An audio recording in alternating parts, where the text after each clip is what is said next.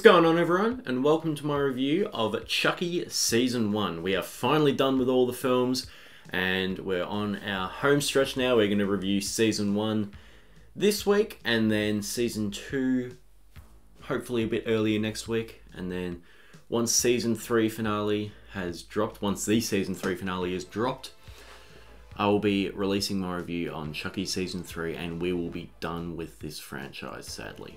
So this TV show was created by Don Mancini, the guy behind the franchise as a whole. He's written or co-written every film in the franchise, as well as directed Seed, Curse and Cult, and he's basically the father of Chucky. And being a TV show, the cast is definitely more filled than most of the films are. So I'm just going to list off the main ones that appear in Season 1. And Season 1 of Chucky includes Zachary Arthur, Björgvin Anarsson, Olivia Allen Lind, Theo Briones, Brad Dourif, and Devon Sawa. And Season 1 of Chucky follows a 14-year-old boy named Jake Wheeler who lives in the small town of Hackensack, New Jersey. He finds a good guy doll at a yard sale and he wants to use it for his upcoming Halloween project. The problem is that the good guy doll is possessed by a serial killer, and soon after that, a shocking wave of murders is unleashed over the town, and Jake becomes the #1 suspect. So it took me a long time to actually get around to watching this show. I think I watched Cult of Chucky. It probably about a year after I first finished watching through the films, because I'm not good with TV shows. I find them a bit dense and a bit hard to sustain interest. I prefer movies where you just have everything one and done in a 2-hour experience. But my God, I was glad that I checked this one out. So first and foremost, this season delivers on the carnage and the kills. Now, spoilers, because I'm going to make Season 3, my review for Season 3 spoiler free just because it's so recent. But I want to mention a couple of my favourite kills here because they really stick out in your head.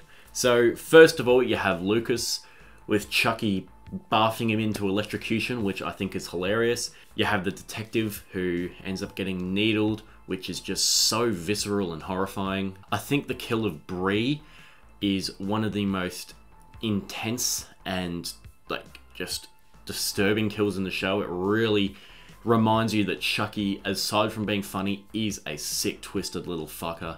And the whole massacre at the Frankenstein screening is just so good. You have the guy, the same guy that played Dr. Foley, getting stabbed, and he just sits there and starts bleeding out, which doesn't really make that much sense, but it's still cool. And then, you know, his wife realizes and it's just like, holy fucking shit. I think the characters in this show are really, really solid as well. You immediately really like Jake's presence and Devon's presence. I really like both those characters. They're very easy kids to get behind. Very much kind of like the It kind of characters. And I also really like the parent characters as well. I think the Wheeler parents are both fantastic. Specifically, his auntie and uncle. Not so much his dad Lucas, but when he moves into their house, and there's a lot for them to do. They have to be caring of their new child that they have to take control of and own and raise as their own after Jake's dad dies. But you really do feel like they have a problem with him as well. There's something about him being there that is just, it gives them a certain kind of anxiety, especially when all the murders start happening and you got the cleaner lady that gets just fucking pulverized. And also, as fucking horrible as they are, I really, really liked the cross parents as well. I thought that they were very interesting to watch, and something about the way they're so self-absorbed really kind of made you feel for Lexi towards the end of the season. Now, she's a character who I've grown on a lot as the show's gone on. At the start of this, she's definitely one of the bigger problems because she's just such a despicable fucking bitch that it's like there's almost no redeeming qualities about her. And when she eventually comes around, it feels a little bit disingenuous. But when you actually explore the parents and see what kind of parents her parents are, it starts to make a little bit more sense. And I really like that they gave time to the parents to let them breathe, to try and give Lexi a bit of a redeeming character arc.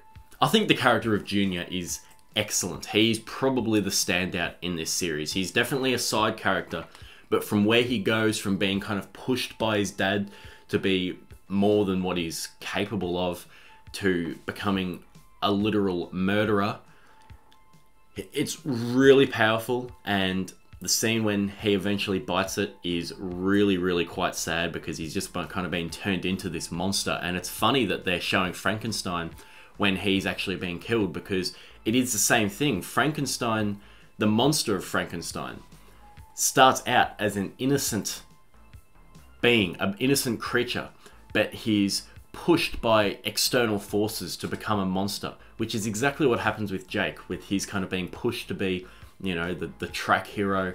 And it really works as a nice parallel, and I think that his death and the way it ties in with the Frankenstein showing and his character arc really mimics that. I think it's really well handled. I also really appreciated the way Don Mancini was able to incorporate his own experiences of being gay into his characters of Devon and Jake. There's something kind of liberating about that. You can watch it and you can really feel like he's almost telling his own life through these characters, which I think makes it feel even more tender, and like, you know, these characters really have been lived in, because they're kind of the personal experiences of Don Mancini put on screen. I really like that. I really like that he's able to really express himself through this show. And it's a shame that Seed of Chucky is absolutely the worst. Well, not absolutely the worst, but one of the low points of the franchise, because that was kind of his first attempt at trying to do it.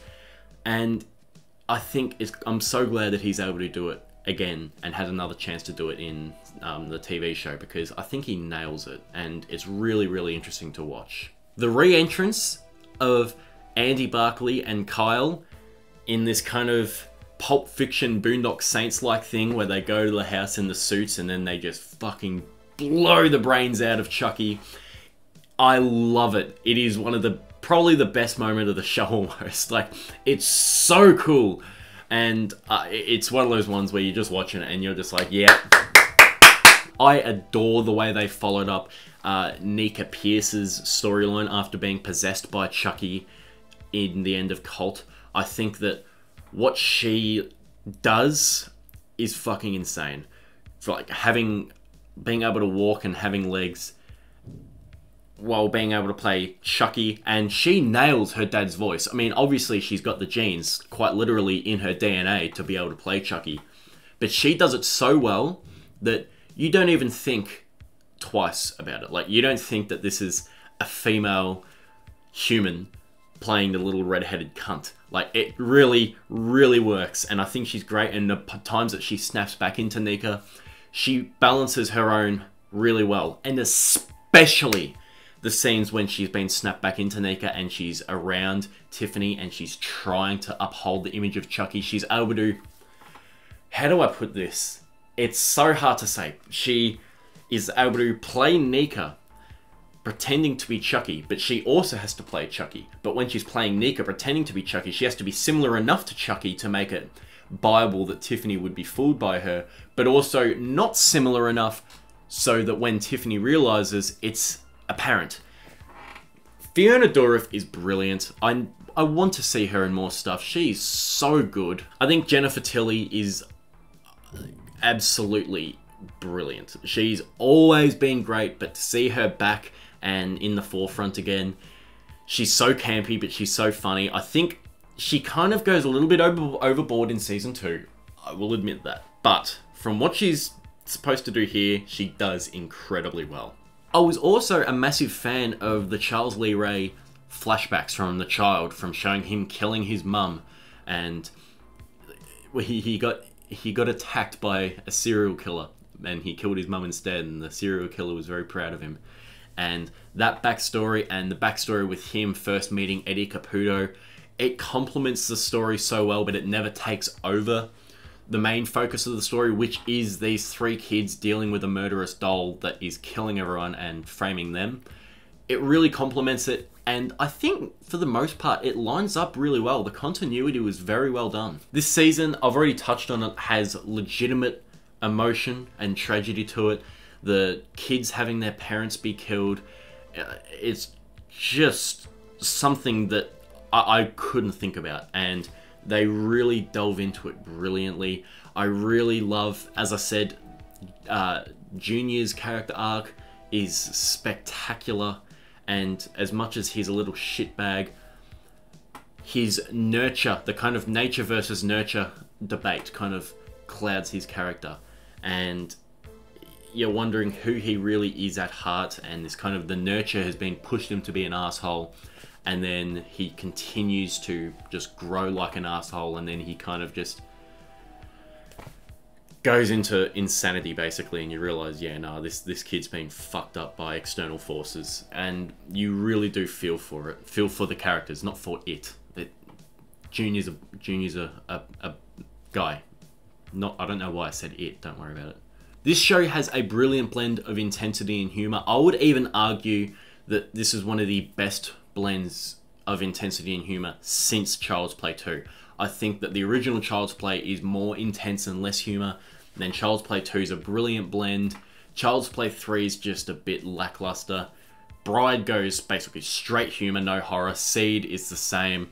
Then Curse has a very good blend, and then Cult elevates that blend even better, and then Season 1 just elevates it up again. And it is really intense and really quite harrowing in parts, but also very funny. You can't not laugh at it. And finally, the best till last, Chucky. This... I love the little red-headed fucker so much. He's so funny. He just constantly makes me crack up. There's scenes at like the talent show when it's like the ventriloquist kind of thing. It's contagious, isn't it? Laughing at people. Well, guess what, dickheads? Now the joke's on you. The fun's over. You're all a bunch of fucking assholes. Let's go. I'm out of here. And then other parts when there's the giant army of Chuckies that are all just standing there bickering with each other, discussing on what classifies as a baby. It's so silly, but it balances the campiness and the humor and the actual intensity of the situation so well. It's brilliant. Now, as much as I loved this season, there are a couple of gripes that I do have with it. I do think it skips over the Cult of Chucky cliffhangers, the resolution, a bit too much for me. It gives you a satisfying follow-up, but just kind of like, you know, you got Cult of Chucky in Season 1. This in-between section is a little bit underdeveloped for me. You never see how Andy escapes. You never see where Tiffany and Nika go or exactly what they do straight after. It kind of just cuts to them murdering people. And I wish there was just a little bit more time given to that. Also, this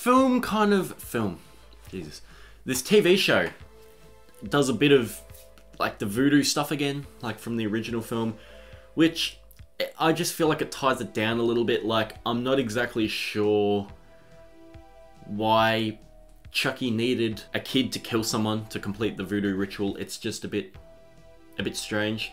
I don't mind it because it ends up working with Junior's character arc really well, but it's just like, I'm not a stickler for rules, but I kind of wonder why Chucky didn't need a kid to kill someone to create the cult in Cult of Chucky, and then he kind of needed to in this season. Again, as I said, I'm not a massive stickler for rules, but it was just something where it just kind of kept going into my brain. I was just like, why is it like this? Is this something else that he's just found on voodooForDummies.com that he realized he needs, or it just seemed a little bit too much there for me. And also, the last thing that I have to say is a small negative, because it is a TV show and, you know, the seasons are expected to keep coming, but